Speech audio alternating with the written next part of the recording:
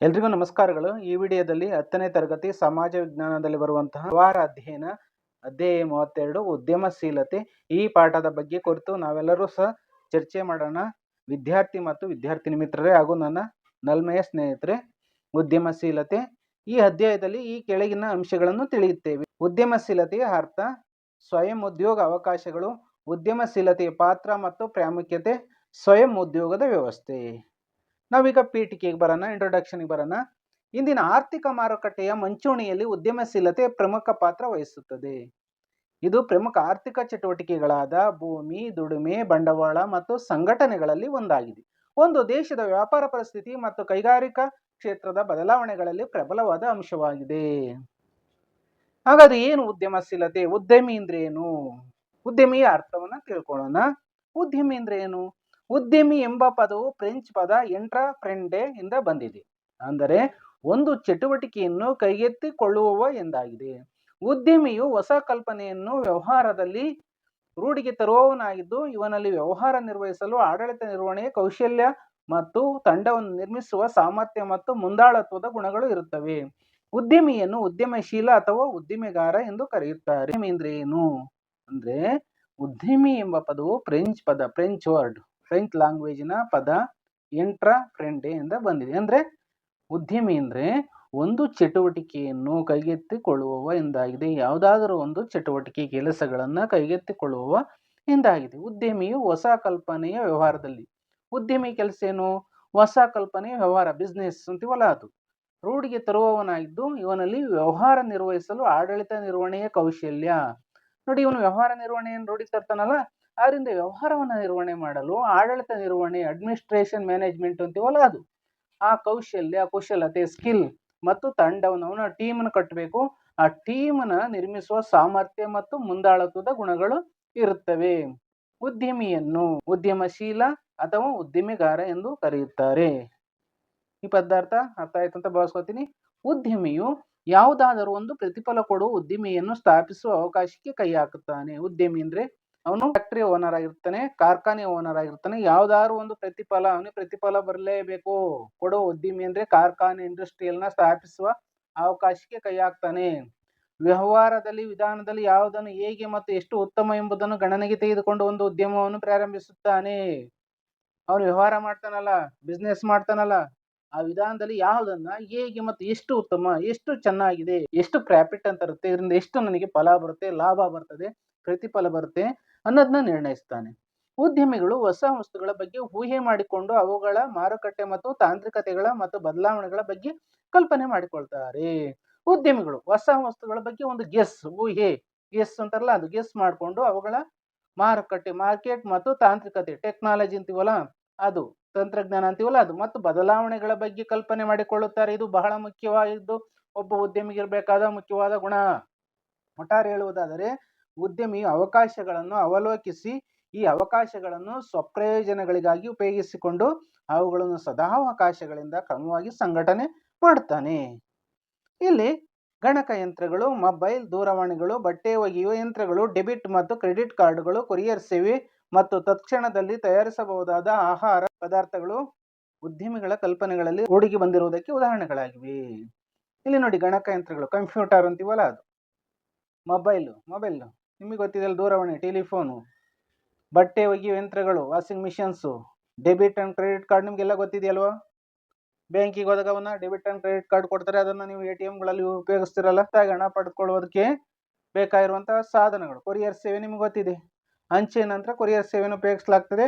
ಮತ್ತು ತತ್ಕ್ಷಣದಲ್ಲಿ ಆಗ ತಯಾರಿಸಬಹುದಾದ ಆಹಾರ ಪದಾರ್ಥಗಳು, ಫುಡ್ ಐಟಮ್ಸ್, ಉದ್ಯಮಿಗಳ ಕಲ್ಪನೆಗಳಲ್ಲಿ ರೂಢಿಗೆ ಬಂದಿರುವುದಕ್ಕೆ ಉದಾಹರಣೆಗಳಾಗಿವೆ. ನೋಡಿ, ಇವೆಲ್ಲವೂ ಸಹ ಒಬ್ಬ ಉದ್ಯಮಿಯ ಕಲ್ಪನೆಗಳಲ್ಲಿ ರೂಢಿಗೆ ಬಂದಿರುವುದಕ್ಕೆ ಎಕ್ಸಾಂಪಲ್ಗಳಾಗಿವೆ. ನೆಕ್ಸ್ಟ್ ಬಂದಾಗ ಉದ್ಯಮಶೀಲತೆ ಅಂದ್ರೆ ಏನು, ಅದ್ರ ಬಗ್ಗೆ ತಿಳ್ಕೊಳ್ಳೋಣ. ಒಬ್ಬ ಉದ್ಯಮಿಯು ತನ್ನ ಉದ್ದಿಮೆಯನ್ನು ಸ್ಥಾಪಿಸಲು ಕೈಗೊಳ್ಳುವ ಕ್ರಿಯೆಗಳನ್ನು ಉದ್ಯಮಶೀಲತೆ ಎನ್ನುತ್ತೇವೆ. ಒಬ್ಬ ಉದ್ಯಮಿಯು ಕಾರ್ಖಾನೆಯ ಯಜಮಾನ ಇರ್ತಾನಲ್ಲ, ಅವನು ತನ್ನ ಉದ್ದಿಮೆ, ತನ್ನ ಕೈಗಾರಿಕೆ, ಇಂಡಸ್ಟ್ರಿಯಲ್ನ ಸ್ಥಾಪಿಸಲು ಕೈಗೊಳ್ಳುವ ಕ್ರಿಯೆಗಳನ್ನು, ಅವನು ಸ್ಥಾಪನೆ ಮಾಡಕ್ಕೆ ತೀರ್ಮಾನಗಳನ್ನು ತಗೊಂಡು ಏನು ಕ್ರಿಯೆಗಳು, ಅದರ ಫಲಾಪೇಕ್ಷೆಗಳೇನು, ಕ್ರಿಯೆಗಳೇನು, ಪ್ರತಿಫಲ ಏನು, ಸಮಾಜಕ್ಕೆ ನಾನು ಏನು ಉಪಯೋಗ ಮಾಡ್ತೀನಿ, ನನಗೆ ಎಷ್ಟು ಲಾಭ ಬರ್ತದೆ ಅನ್ನೋ ಕ್ರಿಯೆಯನ್ನು ತಗೋತಾನೆ. ಇವನ್ನ ಉದ್ಯಮಶೀಲತೆ ಎನ್ನುತ್ತೇವೆ. ಉದ್ಯಮಶೀಲತೆ ಎಂದು ಕರೆಯುವುದು ರೂಢಿಯಲ್ಲಿದೆ. ಉದ್ಯಮಶೀಲತೆಯು ಒಂದು ಸೃಜನಾತ್ಮಕ ಚಟುವಟಿಕೆಯಾಗಿದೆ. ಕ್ರಿಯೇಟಿವಿಟಿ ಆಕ್ಟಿವಿಟಿ ಆಗಿದೆ ನೋಡಿ. ಸೃಜನಾತ್ಮಕ ಚಟುವಟಿಕೆ ಅಂದರೆ ಹೊಸದನ್ನು ಸೃಷ್ಟಿ ಮಾಡುವ ಚಟುವಟಿಕೆಯಾಗಿದೆ. ಇದು ಏನು ಇಲ್ಲದನ್ನು ಏನಾದರೂ ಒಂದಾಗಿ ಸೃಜಿಸುವ ಸಾಮರ್ಥ್ಯವಾಗಿದೆ. ಇದು ಏನು ಇಲ್ಲದೆ ಹೋದ್ರೂ ಸಹ ಏನಾದರೂ ಒಂದಾಗಿ ಸೃಷ್ಟಿಸುವ ಸಾಮರ್ಥ್ಯವಾಗಿದೆ ಸೃಜನಾತ್ಮಕ ಚಟುವಟಿಕೆ. ಇದು ಬೇರೆಯವರಿಂದ ಕಷ್ಟ ಸಾಧ್ಯವಾದ ಗೊಂದಲಮಯ, ವಿರೋಧಾತ್ಮಕ ಮತ್ತು ಅಸ್ತವ್ಯಸ್ತತೆಯಿಂದ ಅವಕಾಶವನ್ನು ಗುರುತಿಸಿ ಅದನ್ನು ಕಾರ್ಯರೂಪಕ್ಕೆ ತರುವುದೇ ಆಗಿದೆ. ನೋಡಿ, ಉದ್ಯಮಶೀಲತೆ ಅನ್ನೋದು ಇದು ಬೇರೆಯವರಿಂದ ಕಷ್ಟವಾಗಿರುತ್ತೆ, ಗೊಂದಲಮಯ ಆಗಿರುತ್ತೆ, ಮಾಡೋದೋ ಬಿಡೋದು, ಇದರಿಂದ ಲಾಭ ಬರುತ್ತೋ ಲಾಸ್ ಆಗುತ್ತೋ ಅನ್ನೋ ಗೊಂದಲ. ವಿರೋಧಾತ್ಮಕ, ಕೆಲವರು ಉದ್ದಿಮೆಗಳನ್ನ ಕಾರ್ಖಾನೆಗಳನ್ನ ಸ್ಥಾಪಿಸಬೇಕಾದಾಗ ವಿರೋಧವನ್ನ ವ್ಯಕ್ತಪಡಿಸ್ತಾರೆ. ಮತ್ತು ಅಸ್ತವ್ಯಸ್ತಗಳಾಗೋದು, ಅಲ್ಲೋಲ ಕಲ್ಲೋಲ ಅಂತೀವಲ್ಲ, ಅದು ಕೂಡಿದ ಒಂದು ಅವಕಾಶವನ್ನು ಗುರುತಿಸ್ತಾನೆ. ಅದನ್ನು ಕಾರ್ಯರೂಪಕ್ಕೆ ಎಕ್ಸಿಕ್ಯೂಟಿವ್ ಮಾಡೋದು, ತರುವುದೇ ಆಗಿದೆ. ಉದ್ಯಮಶೀಲತೆಯು ಅವಕಾಶಗಳನ್ನು ಅನ್ವೇಷಿಸಿ ಅಥವಾ ಹುಡುಕಿ ನಷ್ಟಗಳನ್ನು ಲೆಕ್ಕಾಚಾರ ಹಾಕಿ ಅದರಿಂದ ಲಾಭ ಪಡೆಯಲು ಒಂದು ಸಾಹಸ ಕಾರ್ಯವನ್ನು ಸ್ಥಾಪಿಸುವುದೇ ಆಗಿದೆ. ಉದ್ಯಮಶೀಲತೆ ಒಂದು ಕಾರ್ಯವಿಧಾನವಾಗಿದೆ. ಇದು ಕೆಲವು ಅಪರೂಪದ ಸಂಘಟನೆಗಳ ಸಂಯೋಜನೆಯಲ್ಲಿ ಉದ್ದೇಶ ಹೊಂದಿರುವ ಮತ್ತು ಸಂಘಟಿತವಾದ ಬದಲಾವಣೆಗಳಿಗಾಗಿ ಒಂದು ಅನ್ವೇಷಣೆಯನ್ನು ಕ್ರಮಬದ್ಧವಾದ ಪರಿಸರದಲ್ಲಿ ವಿಶ್ಲೇಷಿಸುವ ಕಾರ್ಯವಾಗಿದೆ. ಇದು ಒಂದು ತತ್ವಜ್ಞಾನವಾಗಿದೆ. ಇದು ಒಬ್ಬ ಮನುಷ್ಯನು ಯೋಜಿಸುವ ಮತ್ತು ಪ್ರವರ್ತಿಸುವ ಕಾರ್ಯವಾಗಿದ್ದು, ವ್ಯಾಪಾರ ಸಂಸ್ಥೆಯಾಗಲಿ, ಸರ್ಕಾರದಲ್ಲಾಗಲಿ, ವಿದ್ಯಾಭ್ಯಾಸದ ಕ್ಷೇತ್ರದಲ್ಲಾಗಲಿ, ವಿಜ್ಞಾನ ಮತ್ತು ತಾಂತ್ರಿಕತೆಯಲ್ಲಾಗಲಿ, ಬಡತನ ನಿವಾರಣೆಯಲ್ಲಾಗಲಿ ಅಥವಾ ಯಾವುದೇ ಇತರ ಕೆಲಸಗಳಲ್ಲಾಗಲಿ ಕಂಡು ಬರ್ತದೆ. ಪಾಯಿಂಟು ಉದ್ಯಮಶೀಲತೆಯ ಉದ್ಯಮಿ ಗುಣಲಕ್ಷಣಗಳು ಬಹಳ ಮುಖ್ಯವಾದ ಅಂಶಗಳು. ನೀವು ಸಹ ಮುಂದೆ ದೊಡ್ಡವರಾದಾಗ ಉದ್ಯಮವನ್ನ ಸ್ಥಾಪನೆ ಮಾಡಬೇಕು ಅಂದಾಗ ಈ ಗುಣಲಕ್ಷಣಗಳು ನಿಮ್ಮಲ್ಲಿ ಇರಬೇಕು. ಅದ್ರ ಬಗ್ಗೆ ತಿಳಿದುಕೊಳ್ಳೋಣ. ಉದ್ಯಮಶೀಲತೆಯ ಅಥವಾ ಉದ್ಯಮಿಯ ಗುಣಲಕ್ಷಣಗಳು. ಉದ್ಯಮಿಯ ಮೊದಲ ಗುಣಲಕ್ಷಣ ಸೃಜನಾತ್ಮಕ. ಹೊಸದನ್ನು ಸೃಷ್ಟಿಸುವಂತದ್ದು ಅವನಲ್ಲಿ ಬುದ್ಧಿ ಇರಬೇಕು. ಕ್ರಿಯಾತ್ಮಕ, ಆಕ್ಟಿವ್ ಆಗಿರಬೇಕು, ಚಟುವಟಿಕೆಯಿಂದ ಕೂಡಿರಬೇಕು. ಕ್ರಿಯಾತ್ಮಕ ಅಂದ್ರೆ ಚಟುವಟಿಕೆಯಿಂದ ಕೂಡಿರೋದು. ಮೂರನೇ ಗುಣಲಕ್ಷಣ ಗುಂಪು ಕಟ್ಟುವುದು. ಅವನು ತನ್ನ ಒಂದು ತಂಡದ ಟೀಮನ್ನು ಕಟ್ಕೋಬೇಕು. ಸಮಸ್ಯೆಯ ಪರಿಹಾರ, ಯಾವ್ದಾದ್ರು ಸಮಸ್ಯೆ ಬಂದಾಗ ಅದನ್ನು ಪರಿಹರಿಸುವಂತಹ ಗುಣಗಳಿರಬೇಕು. ನಷ್ಟಭರಿತಕ್ಕೆ ಸಿದ್ಧ. ನೋಡಿ ಈ ಪಾಯಿಂಟು, ನಷ್ಟಭರಿತಕ್ಕೆ ಸಿದ್ಧ. ಲಾಸ್ ಆದಾಗ ಅದನ್ನ ಬರ್ಸಕ್ಕೂ ಸಹ, ಅದನ್ನ ಸಹಿಸ್ಕೊಳಕ್ಕೂ ಸಹ ಅವನು ರೆಡಿ ಆಗಿರ್ಬೇಕು, ಸಿದ್ಧವಾಗಿರ್ಬೇಕು. ವಚನ ಬದ್ಧತೆ, ಮಾತು ಕೊಟ್ಟಂಗೆ ನಡ್ಕೋಬೇಕು ಅವನು. ಮುಂದಿನ ಅಂಶ ಹೊಸ ಪದ್ಧತಿಯನ್ನು ರೂಢಿಸಿ ತರುವುದು. ಹೊಸ ಪದ್ಧತಿ, ನ್ಯೂ ಸಿಸ್ಟಮ್ನ ರೂಢಿಸ್ಕೊಂಡು ತರೋದು. ನಾಯಕತ್ವ, ವೆರಿ ಇಂಪಾರ್ಟೆಂಟ್. ಇದು ಲೀಡರ್ಶಿಪ್ ಅಂತೀವಲ್ಲ, ಅದು ನಾಯಕತ್ವದ ಗುಣ ಇದ್ರೆ ಉದ್ಯಮಿ ಯಶಸ್ವಿ ಆಗ್ತಾನೆ. ಪ್ರಚೋದನೆಯ ಸಾಧನೆ, ಪ್ರಚೋದನೆಯನ್ನು ಕೊಡುವಂತ ನಾವು ಆಗಿರ್ಬೇಕು. ಗುರಿ ಮುಟ್ಟುವಿಕೆ, ಒಂದು ಕಾರ್ಖಾನೆಯನ್ನು ಅಥವಾ ಉದ್ಯಮಿಯನ್ನು ಸ್ಥಾಪಿಸಿದಾಗ ಅದರಿಂದ ನಾನು ಗುರಿಯನ್ನು ಮುಟ್ತೀನಿ, ತಲುಪ್ತೀನಿ ಅನ್ನೋ ಭಾವನೆಗಳಿರಬೇಕು ಉದ್ಯಮಿಯ ಹತ್ರ. ನಿರ್ಧಾರಗಳನ್ನು ಕೈಗೆತ್ತಿಕೊಳ್ಳುವುದು. ಅವನು ಏನೇ ನೀತಿ, ನಿಯಮ, ನಿರ್ಧಾರ ಡಿಸೈಡ್ ಮಾಡೋದನ್ನು ಸಹ ಅವನೇ ಓನ್ ಡಿಸಿಷನ್ ತಗೋಬೇಕು, ಕೈಗೆತ್ತಿಕೊಳ್ಳುವುದು. ಇವೆಲ್ಲವೂ ಸಹ, ಇಷ್ಟು ಪಾಯಿಂಟು ಸಹ ಉದ್ಯಮಶೀಲತೆಯ ಅಥವಾ ಉದ್ಯಮಿಯ ಗುಣಲಕ್ಷಣಗಳು. ಮುಂದಿನ ಪಾಯಿಂಟು ಉದ್ಯಮಿಯ ಕಾರ್ಯಗಳು. ಉದ್ಯಮಿಯು ಅವಕಾಶಗಳನ್ನು ಅವಲೋಕಿಸಿ ಯೋಜನೆ ಮಾಡಿ ಸಂಪನ್ಮೂಲಗಳನ್ನು ಸಂಘಟಿಸಿ ಉತ್ಪಾದನೆ, ಮಾರುಕಟ್ಟೆ ಮತ್ತು ಇತರೆ ಅಧಿಕಾರಿಗಳ ಜೊತೆ ಸಂಪರ್ಕ ಇಟ್ಟುಕೊಳ್ಳಬೇಕಾಗುತ್ತದೆ. ಅತ್ಯಂತ ಮುಖ್ಯವಾಗಿ ಮಾರ್ಪಾಡುಗಳನ್ನು ಮಾಡಿ ನಷ್ಟಗಳಾದಾಗ ಎದುರಿಸಬೇಕಾಗುತ್ತದೆ. ಉದ್ಯಮಿಯ ಮುಖ್ಯ ಕಾರ್ಯಗಳೆಂದರೆ, ಉದ್ಯಮಿ ಅವಕಾಶಗಳನ್ನು ಅವಲೋಕಿಸ್ಬೇಕು, ಗ್ಲಾನ್ಸ್ ಮಾಡಬೇಕು, ಅವನು ಒಂದ್ಸಲ ಯೋಚನೆ ಮಾಡಬೇಕು, ಪ್ಲಾನಿಂಗ್ ಮಾಡಬೇಕು. ಸಂಪನ್ಮೂಲಗಳಿದ್ದಾವಲ್ಲ, ಆ ಉದ್ಯಮಿಗೆ ಯಾವ ಸಂಪನ್ಮೂಲಗಳು ಬೇಕು ಅವುಗಳನ್ನು ಸಂಘಟಿಸಿ ಉತ್ಪಾದನೆ, ಅದನ್ನ ಪ್ರೊಡಕ್ಷನ್ ಮಾಡಬೇಕು, ಮಾರ್ಕೆಟಿಗೆ ಬಿಡಬೇಕು ಮತ್ತು ಇತರೆ ಅಧಿಕಾರಿಗಳ ಜೊತೆ ಸಂಪರ್ಕ, ಕಮ್ಯುನಿಕೇಶನ್ ಇಟ್ಕೊಳ್ಬೇಕಾಗ್ತದೆ. ಅತ್ಯಂತ ಮುಖ್ಯವಾಗಿ ಮಾರ್ಪಾಡುಗಳನ್ನು ಮಾಡಿ, ಏನಾದ್ರು ಸಹ ಮಿಸ್ಟೇಕ್ಗಳಿದ್ರೆ ಅವನ್ನ ಮಾರ್ಪಾಡು ಮಾಡಬೇಕು, ಮಾಡಿ ನಷ್ಟಗಳಾದಾಗ, ಲಾಸ್ ಆದಾಗ ಎದುರಿಸಬೇಕಾಗ್ತದೆ. ಹಾಗಾದ್ರೆ ಉದ್ಯಮಿಯ ಮುಖ್ಯ ಕಾರ್ಯಗಳಾವು ಅಂದ್ರೆ ನಾವು ತಿಳ್ಕೊಳ್ಳೋಣ ಒನ್ ಬೈ ಒನ್. ಉದ್ಯಮಿಯು ವ್ಯಾಪಾರ ಚಟುವಟಿಕೆಗಳನ್ನು ಅನೇಕ ಯೋಜನೆಗಳ ಮೂಲಕ ಪ್ರಾರಂಭಿಸುತ್ತಾನೆ. ಉದ್ಯಮಿಯು ವ್ಯಾಪಾರ ಚಟುವಟಿಕೆಗಳು, ಬಿಸ್ನೆಸ್ ಅಂತೀವಲ್ಲ, ಅದನ್ನು ಅನೇಕ ಯೋಜನೆ ಪ್ಲಾನಿಂಗ್ ಮಾಡ್ತಾನೆ ಮೂಲಕ ಅವನು ಆರಂಭಿಸ್ತಾನೆ. ಉದ್ಯಮಿಯು ಉತ್ಪಾದನಾಂಗಗಳನ್ನು ಸಂಯೋಜಿಸುತ್ತಾನೆ.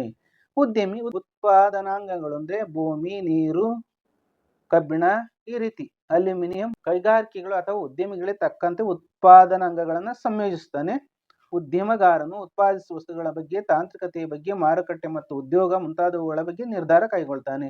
ಉದ್ಯಮಗಾರನು ಅವನು ಕಾರ್ಖಾನೆ ಸ್ಥಾಪಿಸಿದಂಥ ಉದ್ಯಮಗಾರನು ಉತ್ಪಾದಿಸುವ ವಸ್ತುಗಳ ಬಗ್ಗೆ, ಉದಾಹರಣೆಗೆ ಒಂದು ಬಟ್ಟೆಯನ್ನು ಉತ್ಪಾದನೆ ಮಾಡ್ತಾನೆ ಅಂತ ನಾವು ತಿಳ್ಕೊಳ್ಳೋಣ. ಬಟ್ಟೆಯನ್ನು ಉತ್ಪಾದನೆ ಮಾಡ್ಬೇಕಾದ್ರೆ ಹತ್ತಿ ಬೇಕು, ಹತ್ತಿ ಕಾಟನ್ ಅಂತಾರಲ್ಲ, ಅದ್ರ ಬಗ್ಗೆ, ಆ ವಸ್ತುಗಳ ಬಗ್ಗೆ, ತಾಂತ್ರಿಕತೆ, ಅದರ ಟೆಕ್ನಾಲಜಿಯ ಬಗ್ಗೆ, ಮಾರುಕಟ್ಟೆ, ಮಾರ್ಕೆಟಿಂಗ್, ಈ ಬಟ್ಟೆಯನ್ನು ಎಲ್ಲಿ ಸೇಲ್ ಮಾಡ್ಬೋದು, ನಾನು ಉತ್ಪಾದಿಸಿದ ಬಟ್ಟೆಯನ್ನು ಎಲ್ಲಿ ಸೇಲ್ ಮಾಡ್ಬೋದು ಅನ್ನೋದ್ರ ಬಗ್ಗೆ, ಮಾರುಕಟ್ಟೆ ಬಗ್ಗೆ, ಮತ್ತು ಉದ್ಯೋಗ, ನಾನು ಎಷ್ಟು ಉದ್ಯೋಗಗಳನ್ನು ಕೊಡ್ಬೋದು, ಎಂಪ್ಲಾಯ್ಮೆಂಟ್ ಕೊಡ್ಬೋದು ಮುಂತಾದವುಗಳ ಬಗ್ಗೆ ಅವನು ನಿರ್ಧಾರವನ್ನು ಕೈಗೊಳ್ತಾನೆ, ಡಿಸೈಡ್ ಮಾಡ್ತಾನೆ.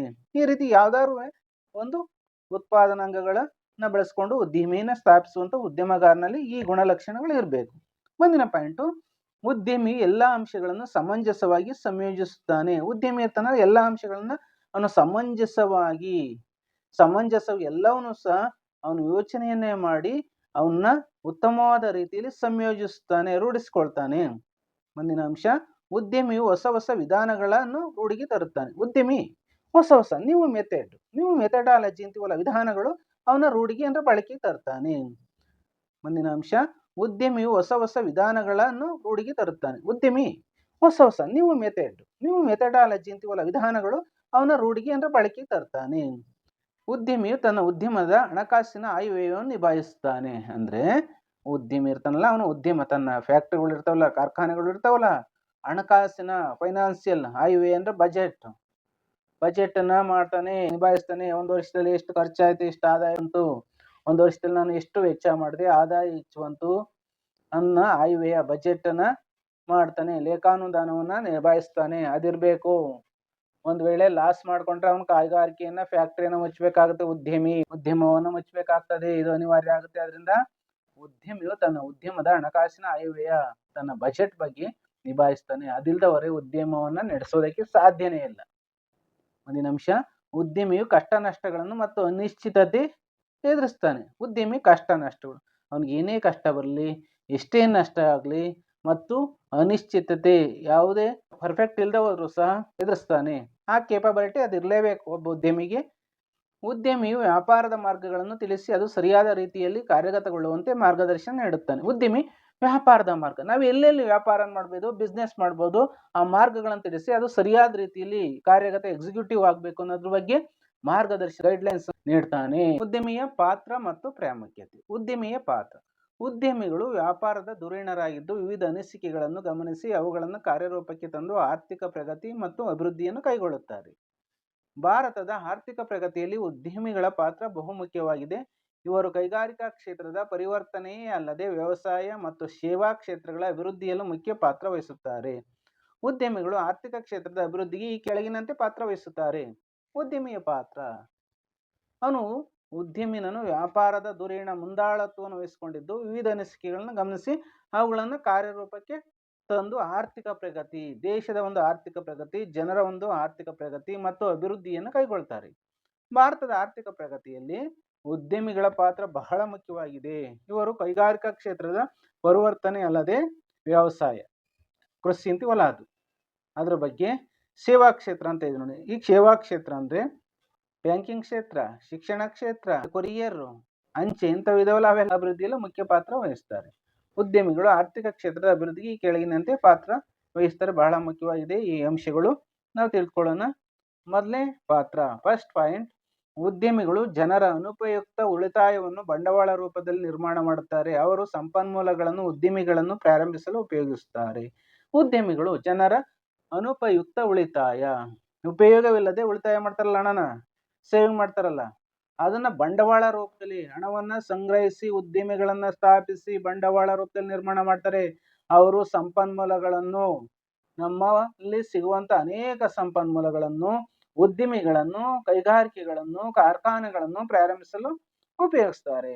ಎರಡನೇ ಪಾಯಿಂಟ್, ಸೆಕೆಂಡ್ ಪಾಯಿಂಟ್, ಸ್ವಯಂ ಉದ್ಯೋಗಗಳನ್ನು ಪ್ರಾರಂಭಿಸುವುದರ ಮೂಲಕ ಉದ್ಯಮಿಗಳು ಕುಶಲಕರ್ಮಿಗಳಿಗೆ, ತಾಂತ್ರಿಕ ಯೋಗ್ಯತೆ ಉಳ್ಳವರಿಗೆ ಮತ್ತು ಕಸುಬುದಾರರಿಗೆ ಅಧಿಕ ಪ್ರಮಾಣದ ಉದ್ಯೋಗಗಳನ್ನು ಒದಗಿಸ್ತಾರೆ. ಬಹಳ ಮುಖ್ಯವಾದ ಅಂಶ, ಸ್ವಯಂ ಉದ್ಯೋಗಗಳನ್ನು ಪ್ರಾರಂಭಿಸ್ತಾರೆ. ಅವರು ಓನ್ ಆಗಿ ಉದ್ಯೋಗಗಳನ್ನ, ಎಂಪ್ಲಾಯ್ಮೆಂಟ್ ಅನ್ನ ಸ್ಥಾಪನೆ ಮಾಡ್ತಾರೆ. ಉದ್ಯಮಿಗಳು ಕುಶಲಕರ್ಮಿಗಳಿಗೆ, ಟೆಕ್ನಿಕಲ್ ಕೆಪಾಸಿಟಿ ಉಳ್ಳವರಿಗೆ, ವೆಲ್ಡಿಂಗ್ ಮಾಡೋದಾದ್ರೆ ವೆಲ್ಡಿಂಗ್ ಕೆಲಸ ಕೊಡ್ತಾರೆ, ಅಥವಾ ಫಿಟ್ಟರ್ ಇದ್ರೆ ಫಿಟ್ಟಿಂಗ್ ಕೆಲಸಗಳನ್ನು ಕೊಡ್ತಾರೆ. ಮತ್ತು ಕಸುಬುದಾರರಿಗೆ ಅಧಿಕ ಪ್ರಮಾಣದ ಉದ್ಯೋಗಗಳನ್ನು ಒದಗಿಸ್ತಾರೆ. ಕಸುಬುದಾರ ಯಾರು? ಬಟ್ಟೆ ಹೊಲಿಯೋನು ಒಬ್ಬ ಕಸುಬ್ದಾರ, ಎಣ್ಣೆ ತಯಾರಿಸುವನು ಗಾಣಿಗ ಕಸುಬ್ದಾರ. ಹಾಗೆ ಇದು ಹಾಗೆ ಇನ್ಯಾವ ಕಸುಬ್ದಾರ ಇದ್ರೆ ಕಾರ್ಪೆಂಟರ್ ಇದ್ದಾನೆ, ಬಡಗಿ ಕೆಲಸ ಮಾಡೋನು ಕಾರ್ಪೆಂಟ್ರು ಕಸುಬ್ದಾರ. ಈ ತಾಂತ್ರಿಕ ಯೋಗ್ಯತೆ ಉಳ್ಳವರು ಮತ್ತು ಕಸುಬುದಾರರು ಅಂದ್ರೆ ಯಾರು? ಕಾರ್ಪೆಂಟರ್, ಬಟ್ಟೆ ಹೊಲಿಯುವಂಥ ಟೈಲರ್, ಎಣ್ಣೆಯನ್ನು ತೆಗೆಯುವಂತಹ ಗಾಣಿಗರು ಅಧಿಕ ಪ್ರಮಾಣದ ಉದ್ಯೋಗಗಳನ್ನು ಒದಗಿಸ್ತಾರೆ. ಮೂರನೇ ಪಾಯಿಂಟ್, ಥರ್ಡ್ ಪಾಯಿಂಟ್, ಉದ್ಯಮಿಗಳು ಒಂದು ದೇಶದ ನಿವ್ವಳ ದೇಶೀಯ ಉತ್ಪನ್ನ GDP ಅಂತೀವಲ್ಲ ಮತ್ತು ಜನರ ತಲಾ ವರಮಾನ ಹೆಚ್ಚಿಸುತ್ತಾರೆ. ಉದ್ಯಮಿಗಳು ಒಂದು ದೇಶದ ನಿವ್ವಳ ದೇಶೀಯ ಉತ್ಪನ್ನ, ಇದು ನೋಡಿ GDP ಡೊಮೆಸ್ಟಿಕ್ ಪ್ರಾಡಕ್ಟ್ ಮತ್ತು ಜನರ ತಲಾ ವರಮಾನ ಅವರ ಇನ್ಕಮ್ ವರಮಾನ ಆದಾಯವನ್ನು ಹೆಚ್ಚಿಸ್ತಾರೆ. ಅಂದ್ರೆ ಉದ್ಯಮಿ ಸಂಬಳ ಕೊಡ್ತಾನಲ್ಲ ವೇತನನ, ಅದರಿಂದ ಅವರ ಜನರ ತಲಾ ವರಮಾನ ಹೆಚ್ಚುತ್ತೆ. ಫೋರ್ತ್ ಪಾಯಿಂಟ್, ಉದ್ಯಮಿಗಳು ಬಂಡವಾಳ ಮತ್ತು ಕೌಶಲ್ಯವನ್ನು ಪ್ರಯೋಜನಕಾರಿಯಾಗಿ ಒಟ್ಟುಗೂಡಿಸಿ ಹೊಸ ವಸ್ತುಗಳನ್ನು ಮತ್ತು ಸೇವೆಗಳನ್ನು ರೂಢಿಸಿ ತಂದು ಮಾರುಕಟ್ಟೆಗಳನ್ನು ಅಭಿವೃದ್ಧಿಪಡಿಸುತ್ತಾರೆ. ಇದರರ್ಥ ಉದ್ಯಮಿಗಳು ಬಂಡವಾಳ, ಹಣದ ರೂಪದಲ್ಲಿ ಬಂಡವಾಳವನ್ನು ಶೇಖರಣೆ ಮಾಡ್ತಾರೆ, ಕಲೆಕ್ಟ್ ಮಾಡ್ತಾರೆ. ಮತ್ತು ಕೌಶಲ್ಯ, ಸ್ಕಿಲ್ ಅಂತೀವಲ್ಲ, ಅದು ಪ್ರಯೋಜನಕಾರಿಯಾಗಿ, ಅದು ಯೂಸ್ಫುಲ್ ಆಗಬೇಕು, ಉಪಯೋಗ ಆಗಬೇಕು ಅಂತ ಎಲ್ಲವನ್ನು ಒಟ್ಟುಗೂಡಿಸಿ ಹೊಸ ವಸ್ತುಗಳು ಮತ್ತು ಸರ್ವಿಸ್ ಸೇವೆಗಳನ್ನು ರೂಢಿಸಿ ತಂದು ಮಾರುಕಟ್ಟೆಗಳನ್ನು ಅಭಿವೃದ್ಧಿಪಡಿಸ್ತಾರೆ. ಎಲ್ಲ ಮಾರುಕಟ್ಟೆಗಳು, ಮಾರ್ಕೆಟ್ ಸಿಸ್ಟಮ್ ಎಲ್ಲ ಡೆವಲಪ್ ಮಾಡ್ತಾರೆ. ಐದನೇದು, ಉದ್ಯಮಿಗಳು ಉತ್ತಮ ವಸ್ತುಗಳನ್ನು ಕಡಿಮೆ ದರದಲ್ಲಿ ಜನರಿಗೆ ಒದಗಿಸಿ ಅವರ ಜೀವನ ಮಟ್ಟ ಉತ್ತಮಗೊಳ್ಳಲು ಶ್ರಮಿಸುತ್ತಾರೆ. ಉದ್ಯಮಿಗಳು ಉತ್ತಮ ವಸ್ತುಗಳು, ಗುಡ್ ಕ್ವಾಲಿಟಿಯ ಥಿಂಗ್ಸ್ನ ಕಡಿಮೆ ದರದಲ್ಲಿ, ಕೈಗೆಟಕುವಂತಹ ಪ್ರೈಸಲ್ಲಿ, ದರದಲ್ಲಿ ಜನರಿಗೆ ಒದಗಿಸಿ ಅವರ ಜೀವನ ಮಟ್ಟ ಉತ್ತಮಗೊಳ್ಳಲು, ಚೆನ್ನಾಗಿರಲು ಶ್ರಮಿಸುತ್ತಾರೆ. ಆರನೇ ಪಾಯಿಂಟ್, ಸಿಕ್ಸ್ತ್ ಪಾಯಿಂಟ್, ಉದ್ಯಮಿಗಳು ಕೈಗಾರಿಕೆಗಳನ್ನು ಅಭಿವೃದ್ಧಿಪಡಿಸುತ್ತಾರೆ. ಅವರು ಪ್ರಾಂತೀಯ ತಾರತಮ್ಯಗಳನ್ನು ಗ್ರಾಮಾಂತರ ಪ್ರದೇಶಗಳಲ್ಲಿ ಕೈಗಾರಿಕೆಗಳನ್ನು ಸ್ಥಾಪಿಸುವುದರ ಮೂಲಕ ನಿವಾರಿಸುತ್ತಾರೆ. ಕೈಗಾರಿಕೆಗಳನ್ನು ಅಭಿವೃದ್ಧಿಪಡಿಸ್ತಾರೆ. ಉದ್ಯಮಿಗಳು ಕೈಗಾರಿಕೆಗಳನ್ನು ಡೆವಲಪ್ ಮಾಡ್ತಾರೆ. ಮತ್ತು ಅವರು ಪ್ರಾಂತೀಯ ತಾರತಮ್ಯ, ಒಂದು ಕರ್ನಾಟಕದಲ್ಲಿ ನಾವು ತಿಳ್ಕೊಳ್ಳೋಣ ಪ್ರಾಂತೀಯ ತಾರತಮ್ಯನ. ಒಂದು ಕಡೆ ಉತ್ತರ ಕರ್ನಾಟಕ ಇದೆ, ಮಧ್ಯ ಕರ್ನಾಟಕ ಇದೆ, ದಕ್ಷಿಣ ಕರ್ನಾಟಕ ಇದೆ. ಇವೆಲ್ಲವೂ ಸಹ ಪ್ರಾಂತೀಯ ತಾರತಮ್ಯಗಳಿದೆ. ಇವುಗಳನ್ನು ಹೋಗಲಾಡಿಸಲು ಹಾಗೂ ಗ್ರಾಮಾಂತರ ಪ್ರದೇಶಗಳಲ್ಲಿ, ಹಳ್ಳಿಯ ಸ್ಥಳಗಳಲ್ಲಿ ಕೈಗಾರಿಕೆಗಳನ್ನು, ಫ್ಯಾಕ್ಟರಿಗಳನ್ನು, ಇಂಡಸ್ಟ್ರಿಯಲ್ಗಳನ್ನು ಸ್ಥಾಪಿಸುವುದರ ಮೂಲಕ ನಿವಾರಿಸುತ್ತಾರೆ. ಉದಾಹರಣೆಗೆ ಶಾಯಿ ಎಕ್ಸ್ಪೋರ್ಟ್ ಇದೆ, ಇದು ಜವಳಿಗೆ ಇರುವಂಥ ಕೈಗಾರಿಕೆ. ಈ ಕೈಗಾರಿಕೆಯು ಬೆಂಗಳೂರಿನಲ್ಲಿ ಕೇಂದ್ರೀಕೃತವಾಗಿತ್ತು ಮೊದಲು. ಈಗ ಆ ಶಾಯಿ ಎಕ್ಸ್ಪೋರ್ಟ್ನ ಉದ್ಯಮಿಯು ಕರ್ನಾಟಕದ ಸುಮಾರು ಜಿಲ್ಲಾ ಮತ್ತು ತಾಲೂಕು ಮಟ್ಟಗಳಲ್ಲಿ ಶಾಯಿ ಎಕ್ಸ್ಪೋರ್ಟ್ ಲಿಮಿಟೆಡ್ ಅನ್ನು ಸ್ಥಾಪನೆ ಮಾಡಿದ್ದಾನೆ. ಇದರಿಂದ ಅಲ್ಲಿನ ಸ್ಥಳೀಯರಿಗೆ ಉದ್ಯೋಗಾವಕಾಶಗಳು ಜವಳಿ ಕ್ಷೇತ್ರದಲ್ಲಿ ಸಿಗೋದನ್ನು ನಾವು ಗಮನಿಸಬಹುದಾಗಿದೆ. ಏಳನೇ ಪಾಯಿಂಟ್, ಸೆವೆಂತ್ ಪಾಯಿಂಟ್, ಉದ್ಯಮಿಗಳು ಆದಾಯ ಮತ್ತು ಸಂಪತ್ತು ಒಂದು ಪ್ರದೇಶದಲ್ಲಿ ಕೇಂದ್ರೀಕೃತವಾಗುವುದನ್ನು ಕಡಿಮೆ ಮಾಡಿ ಸಮಾಜದ ಏಳಿಗೆಗೆ ಸಹಾಯ ಮಾಡ್ತಾರೆ. ಉದ್ಯಮಿಗಳು ಆದಾಯ ಮತ್ತು ಸಂಪತ್ತು, ಇನ್ಕಮ್ ಅಂಡ್ ವೆಲ್ತ್, ಒಂದು ಪ್ರದೇಶದಲ್ಲಿ ಕೇಂದ್ರೀಕೃತ ಆಗುತ್ತಲ್ಲ, ಕೇಂದ್ರೀಕೃತ ಅಂದರೆ ಅಲ್ಲೇ ಉಳ್ಕೊಳೋದು, ಸೆಂಟ್ರಲೈಸ್ಡ್ ಅಂತ ಇಂಗ್ಲೀಷಲ್ಲಿ ಕರೀತಾರೆ. ಕೇಂದ್ರೀಕೃತವಾಗುವುದನ್ನು ಕಡಿಮೆ ಮಾಡ್ತಾರೆ. ಒಂದು ಆ ಪ್ರದೇಶದಲ್ಲಿ ಹಣ ಅಲ್ಲೇ ಸಂಗ್ರಹ ಆಗುವುದನ್ನು ಕಡಿಮೆ ಮಾಡಿ ಸಮಾಜದ ಏಳಿಗೆಗೆ, ಸೊಸೈಟಿಯನ್ನು ಡೆವಲಪ್ ಮಾಡೋಕ್ಕೆ, ಅಭಿವೃದ್ಧಿಯನ್ನು ಪಡಿಸೋಕ್ಕೆ ಸಹಾಯ ಮಾಡ್ತಾರೆ. ಏತ್ ಪಾಯಿಂಟ್, ಉದ್ಯಮಿಗಳು ದೇಶದ ರಫ್ತು ವ್ಯಾಪಾರವನ್ನು ಹೆಚ್ಚಿಸ್ತಾರೆ. ಉದ್ಯಮಿಗಳು ನಮ್ಮ ದೇಶದಲ್ಲಿ ಉತ್ಪಾದನೆಯಾಗುವಂಥ ವಸ್ತುಗಳನ್ನು ವಿದೇಶಗಳಲ್ಲಿ ಮಾರುವುದಕ್ಕೆ ಶ್ರಮ ವಹಿಸ್ತಾರೆ. ಈ ರಫ್ತು ವ್ಯಾಪಾರವನ್ನು ಉದ್ಯಮಿಗಳು ಹೆಚ್ಚಿಸ್ತಾರೆ. ನೈನ್ತ್ ಪಾಯಿಂಟ್, ಉದ್ಯಮಿಗಳು ಹೊಸ ಬದಲಾವಣೆಗಳನ್ನು ರೂಢಿಗೆ ತಂದು ತಾಂತ್ರಿಕತೆಯನ್ನು ಬದಲಾಯಿಸಿ ಹೆಚ್ಚು ಲಾಭದಾಯಕವಾಗಲು ಶ್ರಮಿಸುತ್ತಾರೆ. ಉದ್ಯಮಿಗಳು ಹೊಸ ಬದಲಾವಣೆಗಳನ್ನು, ನೀವು ಚೇಂಜಸ್ ರೂಢಿಗೆ ತಂದು ಟೆಕ್ನಾಲಜಿ, ತಾಂತ್ರಿಕತೆ ಅಂತೀವಲ್ಲ, ಅದು ತಂತ್ರಜ್ಞಾನವನ್ನು ಬದಲಾಯಿಸಿ ಹೆಚ್ಚು ಲಾಭದಾಯಕವಾಗಲು, ಪ್ರಾಫಿಟ್ ಆಗಲು, ಹಣವನ್ನು ಹೆಚ್ಚು ತರಲು ಶ್ರಮಿಸುತ್ತಾರೆ.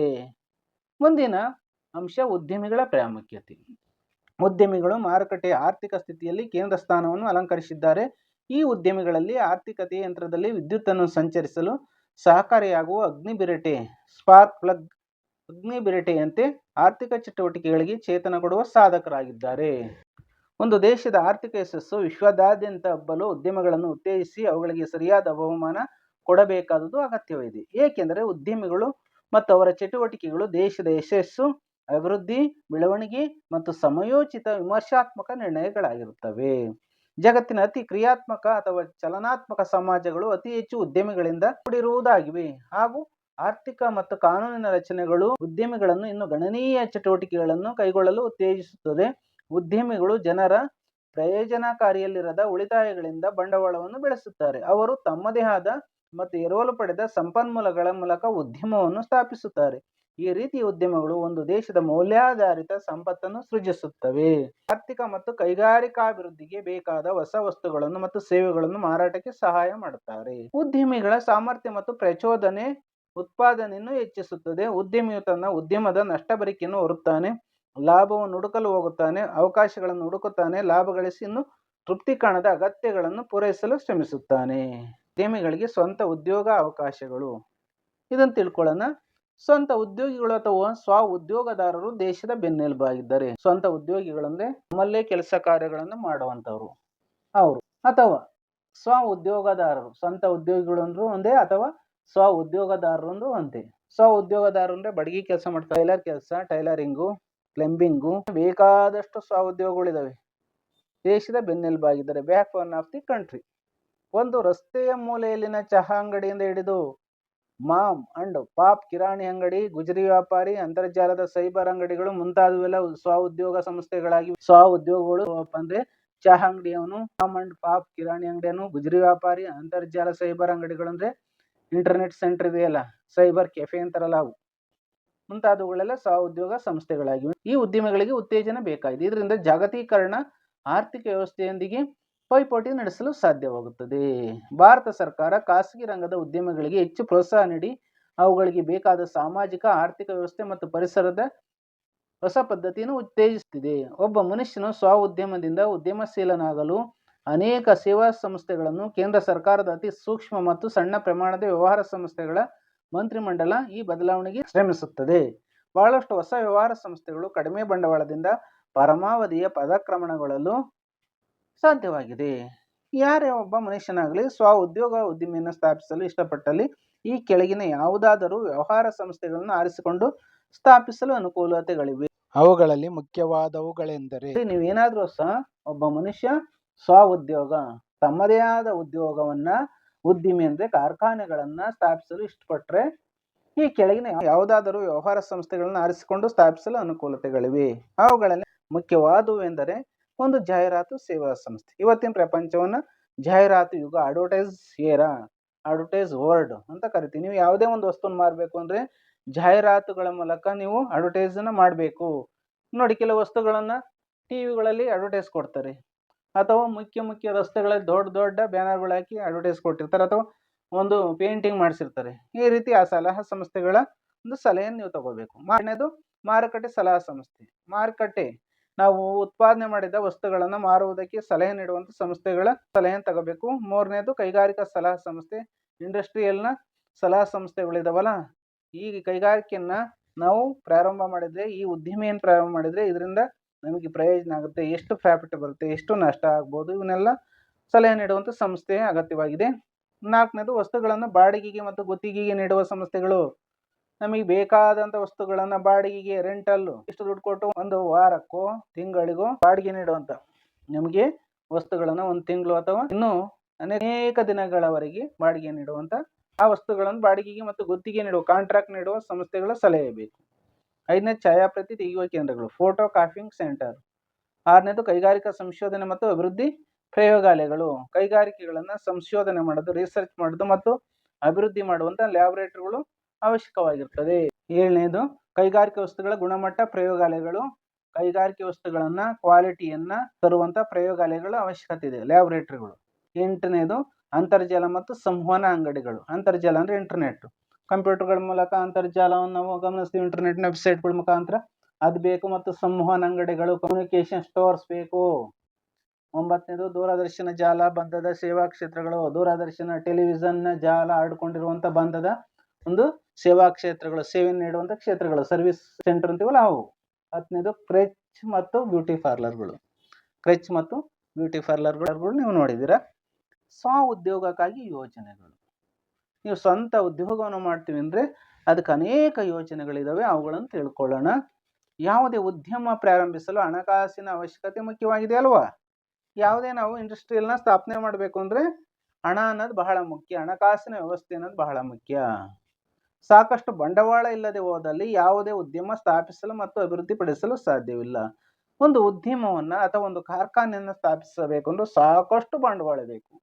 ಅದು ಇಲ್ಲದೆ ಹೋದ್ರೆ ಉದ್ಯಮವನ್ನು, ಇಂಡಸ್ಟ್ರಿಯಲ್ನ ಸ್ಥಾಪನೆ ಮಾಡಲು ಮತ್ತು ಡೆವಲಪ್ ಮಾಡಲು ಸಾಧ್ಯವೇ ಇಲ್ಲ, ಅಭಿವೃದ್ಧಿಪಡಿಸಲು ಸಾಧ್ಯ ಇಲ್ಲ. ಭಾರತ ಸರ್ಕಾರ ಮತ್ತು ರಾಜ್ಯ ಸರ್ಕಾರಗಳು ಉದ್ದಿಮೆಗಳ ಸ್ಥಾಪನೆ, ಅಭಿವೃದ್ಧಿ ಮತ್ತು ಅವುಗಳನ್ನು ಕಾಲಕ್ಕೆ ತಕ್ಕಂತೆ ಮಾರ್ಪಡಿಸಲು ಅನೇಕ ಹಣಕಾಸಿನ ಸಂಸ್ಥೆಗಳನ್ನು ಸ್ಥಾಪಿಸಿವೆ. ಈ ಸಂಸ್ಥೆಗಳು ಸಣ್ಣ ಪ್ರಮಾಣದ ಕೈಗಾರಿಕೆಗಳಿಗೂ ಕೂಡ ಸಾಲ ರೂಪದಲ್ಲಿ ಹಣ ಸಹಾಯ ಮಾಡುತ್ತದೆ. ಈ ಸಂಸ್ಥೆಗಳಲ್ಲಿ ಮುಖ್ಯವಾದವುಗಳೆಂದರೆ, ನಮಗೆ ಒಂದು ಉದ್ಯಮವನ್ನು ಸ್ಥಾಪಿಸಬೇಕು ಅಂದಾಗ ನಮಗೆ ಹಣದ ಸಹಾಯವನ್ನು ನೀಡುವುದಕ್ಕೆ ಭಾರತ ಸರ್ಕಾರ ಮತ್ತು ರಾಜ್ಯ ಸರ್ಕಾರಗಳು ಅನೇಕ ಸಂಸ್ಥೆಗಳನ್ನು ಸ್ಥಾಪಿಸಿದೆ. ಅವು ಸಾಲ ರೂಪದಲ್ಲಿ ನಮ್ಗೆ ಹಣವನ್ನು ಸಹಾಯ ಮಾಡ್ತವೆ. ಆ ಸಂಸ್ಥೆಗಳಲ್ಲಿ ಮುಖ್ಯವಾದವು ಅಂದರೆ ನೋಡಿ 1ರಿಂದ 11 ಇದ್ದಾವೆ. ಮೊದಲನೇದು ಭಾರತದ ಕೈಗಾರಿಕಾ ಅಭಿವೃದ್ಧಿ ಬ್ಯಾಂಕು IDBI. ಎರಡನೇದು ಕೃಷಿ ಮತ್ತು ಗ್ರಾಮೀಣ ಅಭಿವೃದ್ಧಿಯ ರಾಷ್ಟ್ರೀಯ ಬ್ಯಾಂಕು NABARD. ಮೂರನೇದು ಆಮದು ಮತ್ತು ರಫ್ತು ಬ್ಯಾಂಕು EXIM ಬ್ಯಾಂಕು. ನಾಲ್ಕನೇದು ಭಾರತೀಯ ಸಣ್ಣ ಕೈಗಾರಿಕಾ ಅಭಿವೃದ್ಧಿ ಬ್ಯಾಂಕು SIDBI. ಐದನೇದು ಭಾರತೀಯ ಕೈಗಾರಿಕಾ ಹಣಕಾಸು ನಿಗಮ IFCI. ಆರನೇದು ಭಾರತೀಯ ಕೈಗಾರಿಕೆಗೆ ಹಣಕಾಸಿನ ಹೂಡಿಕೆ ಮತ್ತು ಸಾಲದ ನಿಗಮ SCICI. ಏಳನೇದು ಭಾರತೀಯ ಕೈಗಾರಿಕಾ ಮರು ನಿರ್ಮಾಣ ಬ್ಯಾಂಕು IRBI. ಎಂಟನೇದು ಭಾರತೀಯ ವಾಣಿಜ್ಯ ಮತ್ತು ಇತರೆ ಬ್ಯಾಂಕುಗಳು. ಒಂಬತ್ತನೇದು ರಾಜ್ಯ ಹಣಕಾಸು ನಿಗಮಗಳು SFC. ಹತ್ತನೇದು ಭಾರತೀಯ ಜೀವ ವಿಮಾ ನಿಗಮ LIC. 11ನೇದು unit trust of India UTI. ಉದ್ಯಮಿಗಳ ಪ್ರವರ್ತಕ ಅಂದರೆ ಪ್ರಮೋಷನಲ್ ಸಂಸ್ಥೆಗಳು. ಕೇಂದ್ರ ಹಾಗೂ ರಾಜ್ಯ ಸರ್ಕಾರಗಳು ಅವುಗಳ ಮಟ್ಟದಲ್ಲಿ ಉದ್ಯಮಿಗಳನ್ನು ಬೆಂಬಲಿಸಲು, ಬೆಳೆಸಲು ಮತ್ತು ಅಭಿವೃದ್ಧಿಪಡಿಸಲು ಅನೇಕ ಕಾರ್ಯಗಳನ್ನು ಕೈಗೊಂಡಿವೆ. ಸರ್ಕಾರವು ಉದ್ಯಮಗಳನ್ನು ಸ್ಥಾಪಿಸಲು ಅನೇಕ ಸಂಸ್ಥೆಗಳನ್ನು ಮತ್ತು ಕಾರ್ಯಕರ್ತ ಸಂಸ್ಥೆಗಳನ್ನು ಸ್ಥಾಪಿಸಿದೆ. ಈ ಸಂಸ್ಥೆಗಳು ಉದ್ಯಮಿಗಳನ್ನು ಹುಟ್ಟುಹಾಕಲು ಮತ್ತು ಸ್ಥಾಪಿಸಲು ಸಹಾಯ ಮಾಡುತ್ತವೆ. ಅದರಲ್ಲೂ ಸಣ್ಣ ಪ್ರಮಾಣದ, ಮಧ್ಯಮ ಪ್ರಮಾಣದ ಉದ್ಯಮಿಗಳನ್ನು ಸ್ಥಾಪಿಸಲು ಉದ್ಯಮಿಗಳಿಗೆ ಬೇಕಾದ ಹಣಕಾಸು, ತರಬೇತಿ, ಮಾರುಕಟ್ಟೆ ಮುಂತಾದವುಗಳಿಗೆ ನೆರವು ನೀಡುತ್ತದೆ. ಅವುಗಳಲ್ಲಿ ಮುಖ್ಯವಾದವು ಎಂದರೆ, ಒಂದನೆಯದು ಜಿಲ್ಲಾ ಕೈಗಾರಿಕಾ ಕೇಂದ್ರಗಳು, ಎರಡನೇದು ಸಣ್ಣ ಕೈಗಾರಿಕೆಗಳ ಸಂಸ್ಥೆ, ಮೂರನೇದು ರಾಷ್ಟ್ರೀಯ ಸಣ್ಣ ಕೈಗಾರಿಕೆಗಳ ನಿಗಮ ನಿಯಮಿತ, ನಾಲ್ಕನೇದು ಸಣ್ಣ ಪ್ರಮಾಣದ ಕೈಗಾರಿಕಾ ಸಂಸ್ಥೆ, ಐದನೇದು ಸಣ್ಣ ಪ್ರಮಾಣದ ಕೈಗಾರಿಕಾ ಸೇವಾ ಸಂಸ್ಥೆ, ಆರನೇದು ಕೈಗಾರಿಕಾ ಪ್ರದೇಶಗಳು, ಏಳನೇದು ಖಾದಿ ಮತ್ತು ಗ್ರಾಮೋದ್ಯೋಗ ಮಂಡಳಿ, ಎಂಟನೇದು ತಾಂತ್ರಿಕ ಸಲಹಾ ಸಂಸ್ಥೆಗಳು. ನಾವು ತಿಳ್ಕೊಳ್ಳೋಣ. ಮೊದಲನೇದು ಜಿಲ್ಲಾ ಕೈಗಾರಿಕಾ ಕೇಂದ್ರಗಳು. ಗ್ರಾಮಾಂತರ ಪ್ರದೇಶಗಳಲ್ಲಿ ಕೈಗಾರಿಕೆಗಳನ್ನು ಸ್ಥಾಪಿಸಲು ಮತ್ತು ಅವುಗಳ ಆಡಳಿತ ಮತ್ತು ಸಮಗ್ರತೆಯನ್ನು ಕೇಂದ್ರೀಕರಿಸಲು ಈ ಸಂಸ್ಥೆಯನ್ನು ಸರ್ಕಾರವು 1978ರಲ್ಲಿ ಸ್ಥಾಪಿಸಿತು. ಈ ಕೇಂದ್ರಗಳು ಸರ್ಕಾರದ ವಿವಿಧ ಇಲಾಖೆಗಳೊಡನೆ ಸಂಯೋಜಕರಾಗಿ ಕೆಲಸ ಮಾಡ್ತವೆ ಮತ್ತು ಸೇವೆಗಳನ್ನು ಒದಗಿಸುವ ಕೇಂದ್ರಗಳಾಗಿವೆ. ಈ ಕೇಂದ್ರಗಳು ಏಕಗವಾಕ್ಷ ರೀತಿಯಲ್ಲಿ, ಇದು ಬ್ಯಾಂಕಿಂಗ್ ಪದ, ಏಕಗವಾಕ್ಷ ರೀತಿಯಲ್ಲಿ ಪರಸ್ಪರ ಕಾರಬಾರಿ ಸೇವೆಯನ್ನು ಹೊಸದಾಗಿ ಉದ್ಯಮವನ್ನು ಪ್ರಾರಂಭಿಸುವವರಿಗೆ ಜಿಲ್ಲಾ ಮಟ್ಟದಲ್ಲಿ ಈ ಕೆಳಗಿನ ಸೇವೆಗಳನ್ನು ಒದಗಿಸುತ್ತವೆ. ಯಾವ್ಯಾವ ಆಗಾರ ಸೇವೆಗಳು? ಮೊದಲನೇದು, ಉದ್ದಿಮೆಯನ್ನು ಸ್ಥಾಪಿಸಲು ಮೊದಲು ಸಿದ್ಧಪಡಿಸಬೇಕಾದ ಯೋಜನಾ ವರದಿ. ನೀವು ಯಾವುದಾದ್ರೂ ಒಂದು ಕೈಗಾರಿಕೆಗಳನ್ನು ಅಥವಾ ಒಂದು ಫ್ಯಾಕ್ಟರಿಯನ್ನು ಸ್ಥಾಪಿಸಬೇಕು ಅಂದಾಗ ಮೊದಲು ನೀವು ರೆಡಿ ಮಾಡ್ಕೋಬೇಕಾಗುತ್ತೆ ಒಂದು ಪ್ಲಾನಿಂಗ್ ರಿಪೋರ್ಟ್, ಯೋಜನಾ ವರದಿ ಬೇಕು. ಎರಡನೇದು, ಹೊಸದಾಗಿ ಕೈಗಾರಿಕಾ ಪ್ರದೇಶಗಳ ರಚನೆ, ಹೊಸದಾಗಿ ಎಲ್ಲೆಲ್ಲಿ ಇಂಡಸ್ಟ್ರಿಯಲ್ ಏರಿಯಾನ ನಾವು ಸ್ಥಾಪಿಸಬೇಕು ಅನ್ನೋದ್ರ ಬಗ್ಗೆ ಅದನ್ನು ಸಿದ್ಧಪಡಿಸ್ಕೋಬೇಕು. ಮೂರನೇದು, ವಿಶೇಷ ರೀತಿ ಯೋಜನಾ ವರದಿಗಳನ್ನು ಅಂಗೀಕರಿಸುವುದು, ಸ್ಪೆಷಲ್ ಟೈಪ್, ವಿಶೇಷವಾಗಿರುವಂಥ ಪ್ಲಾನಿಂಗ್ ರಿಪೋರ್ಟ್ನ ಅಂಗೀಕಾರ ಮಾಡೋದು. ನಾಲ್ಕನೇದು, ಉದ್ದಿಮೆ ಅಭಿವೃದ್ಧಿ ಕಾರ್ಯಕ್ರಮದಡಿ ತರಬೇತಿ. ಉದ್ದಿಮೆ ಅಭಿವೃದ್ಧಿ ಮಾಡೋದಕ್ಕೆ ಆ ಕಾರ್ಯಕ್ರಮಗಳನ್ನು ರೂಪಿಸೋದಕ್ಕೆ ತರಬೇತಿ ಟ್ರೈನಿಂಗ್ನ ಕೊಡೋದು. ಐದನೇದು, ಕಚ್ಚಾ ಪದಾರ್ಥಗಳ ಹಂಚಿಕೆ, ರಾ ಮೆಟೀರಿಯಲ್ ಅಂತೀವಲ್ಲ ಅದು. ಕಚ್ಚಾ ಪದಾರ್ಥಗಳು ಅಂದರೆ ಉದಾಹರಣೆಗೆ ಹತ್ತಿಯಿಂದ ಬಟ್ಟೆಯನ್ನು ತಯಾರು ಮಾಡ್ತೀವಿ. ಹತ್ತಿಯಲ್ಲಿ ಕಚ್ಚಾ ಪದಾರ್ಥ ಆಗಿರ್ತದೆ, ರಾ ಮೆಟೀರಿಯಲ್ ಆಗುತ್ತೆ. ಆರನೇದು, ಸ್ವಯಂ ಉದ್ಯೋಗದಡಿಯಲ್ಲಿನ ವ್ಯವಸ್ಥೆಯಲ್ಲಿನ ಹಣಕಾಸಿನ ನೆರವು. ಸ್ವಯಂ ಉದ್ಯೋಗ ಮಾಡ್ತಾರಲ್ಲ ಅದರಡಿಯಲ್ಲಿ ವ್ಯವಸ್ಥೆಯಲ್ಲಿ ಹಣಕಾಸಿನ ನೆರವು ಫೈನಾನ್ಷಿಯಲ್ ಸಪೋರ್ಟ್ ಮಾಡೋದು. ಏಳನೇದು, ಕೇಂದ್ರ ಸರ್ಕಾರದ ಜೊತೆಯಲ್ಲಿ ಮಾರುಕಟ್ಟೆ ಸಹಾಯ, ಸೆಂಟ್ರಲ್ ಗೌರ್ಮೆಂಟ್ ಜೊತೆಯಲ್ಲಿ ಮಾರುಕಟ್ಟೆಯ ಸಹಾಯವನ್ನು ಪಡ್ಕೊಳ್ಳೋದು. ಎಂಟನೇದು, ವಸ್ತು ಪ್ರದರ್ಶನಗಳಲ್ಲಿ, ವ್ಯಾಪಾರಿ ಜಾತ್ರೆಗಳಲ್ಲಿ ಮತ್ತು ಕೊಳ್ಳುವವರು ಮತ್ತು ಮಾರುವವರು ಸಂಧಿಸುವ ಭೇಟಿಗಳಲ್ಲಿ ಮಾರುಕಟ್ಟೆ ವ್ಯವಸ್ಥೆ ಮಾಡುವುದು. ವಸ್ತು ಪ್ರದರ್ಶನ, ಎಕ್ಸಿಬಿಷನ್ ಅಂತೀವಲ್ಲ ಅಲ್ಲಿ. ವ್ಯಾಪಾರಿ ಜಾತ್ರೆಗಳಲ್ಲಿ, ಕೆಲವು ವ್ಯಾಪಾರಿ ಜಾತ್ರೆಗಳು ಇರ್ತವೆ ನೋಡಿ, ಫೇರ್ ಅಂತ ಹಾಕೊಂಡಿರ್ತಾರಲ್ಲ ಅವು. ಮತ್ತು ಕೊಳ್ಳುವವರು, ತೆಗೆದುಕೊಳ್ಳುವವರು ಮತ್ತು ಮಾರುವವರು ಸಂಧಿಸುವ, ಜಾಯಿನ್ ಆಗುವಂಥ ಪ್ರದೇಶಗಳಲ್ಲಿ, ಭೇಟಿಗಳಲ್ಲಿ ಮಾರುಕಟ್ಟೆ ವ್ಯವಸ್ಥೆನ ಮಾಡೋದು. ಒಂಬತ್ತನೇದು, ಸಣ್ಣ ಕೈಗಾರಿಕೆಗಳ ನೋಂದಣಿ ವ್ಯವಸ್ಥೆಯಲ್ಲಿ ಬ್ಯಾಂಕು ಸಾಲಗಳಲ್ಲಿ ಮತ್ತು ಉತ್ಪಾದಿತ ವಸ್ತುಗಳ ಮಾರುಕಟ್ಟೆ ಸಮಸ್ಯೆಗಳ ಕಡೆ ಗಮನ ಹರಿಸುವುದು. ಹತ್ತನೇದು, ಉದ್ದಿಮೆಯನ್ನು ಆಧುನೀಕರಿಸುವಲ್ಲಿ ಸಹಾಯ ಮಾಡುವುದು, ಮಾಡರ್ನೈಸ್ ಮಾಡೋದಕ್ಕೆ ಫ್ಯಾಕ್ಟರಿನ ಇದು ಸಹಾಯ ಮಾಡ್ತದೆ. 11ನೇದು, ವಸ್ತುಗಳನ್ನು ರಫ್ತು ಮಾಡಲು ಸಹಾಯ ಮಾಡುವುದು. ಉದ್ದಿಮೆಗಳಲ್ಲಿ ಉತ್ಪಾದಿಸಿದ ವಸ್ತುಗಳನ್ನು ರಫ್ತು ಮಾಡಲು ಇದು ಸಹಾಯವನ್ನು ಮಾಡ್ತದೆ. 12ನೇದು, ಬದಲಾವಣೆ ಅಥವಾ ಮಾರ್ಪಾಡು ಮಾಡಿರುವ ವಸ್ತುಗಳಿಗೆ ಉತ್ತೇಜನ ಕೊಟ್ಟು ರಾಷ್ಟ್ರೀಯ ಮಟ್ಟದಲ್ಲಿ ಪ್ರಶಸ್ತಿಗಳನ್ನು ಕೊಡಲು ಪ್ರಯತ್ನಿಸುವುದು. ನೋಡಿ ಒಂದು ಬದಲಾವಣೆ ಇರುತ್ತೆ, ಮಾರ್ಪಾಡು ಮಾಡಿರುತ್ತೆ. ಆ ವಸ್ತುಗಳಿಗೆ ಒಂದು ಉತ್ತೇಜಿಸೋದು, ನೀವು ಚೆನ್ನಾಗಿ ಮಾಡಿದ್ದೀರಾ ಅಂತ ಹೇಳಿ ಅವ್ರಿಗೆ ತಟ್ಟೋದು. ತಟ್ಟಿ ರಾಷ್ಟ್ರೀಯ ಮಟ್ಟದಲ್ಲಿ ನ್ಯಾಷನಲ್ ಲೆವೆಲಲ್ಲಿ ಪ್ರಶಸ್ತಿಗಳು, ಅವಾರ್ಡ್ಗಳನ್ನು ಕೊಡಲು ಇದು ಪ್ರಯತ್ನಿಸುವುದು. 13ನೇದು ಸಾಂಪ್ರದಾಯಿಕವಲ್ಲದ ಶಕ್ತಿ ಸಾಧನಗಳನ್ನು ಉಪಯೋಗಿಸಿ ವಸ್ತುಗಳ ತಯಾರಿಕೆಗೆ ಉತ್ತೇಜನ ಕೊಡುವುದು. ಸಾಂಪ್ರದಾಯಿಕವಲ್ಲದ ಶಕ್ತಿ ಸಾಧನಗಳಿದ್ದಾವೆ, ಅವುಗಳನ್ನು ಉಪಯೋಗಿಸಿ ವಸ್ತುಗಳ ತಯಾರಿಕೆಗೆ ಉತ್ತೇಜನ ಕೊಡುವಂತಹದ್ದು ಕೆಲಸ ಮಾಡುತ್ತೆ. 14ನೇದು ಕುಶಲ ಕೈಗಾರಿಕಾ ವಸ್ತುಗಳ ತಯಾರಿಕೆಯಲ್ಲಿ ಮಾದರಿ ವಸ್ತುಗಳ ತಯಾರಿಕೆಗೆ ಸಹಾಯ ಮಾಡುವುದು. ಕುಶಲ ಕೈಗಾರಿಕಾ ವಸ್ತುಗಳು, ಸ್ಕಿಲ್ಲಿನಿಂದ ತಯಾರು ಮಾಡಿದಂಥ ಕೈಗಾರಿಕಾ ವಸ್ತುಗಳ ತಯಾರಿಕೆಯಲ್ಲಿ ಮಾದರಿ ವಸ್ತುಗಳ ಮಾಡೆಲ್ ಥಿಂಗ್ಸ್ ಅಂತೀವಲ್ಲ, ಅದರ ತಯಾರಿಕೆಗೆ ಸಹಾಯವನ್ನು ಮಾಡುತ್ತೆ ಎಲ್ಲ ಕೈಗಾರಿಕಾ ಕೇಂದ್ರಗಳು. ಎಲ್ಲರಿಗೂ ಸಹ ಧನ್ಯವಾದಗಳು.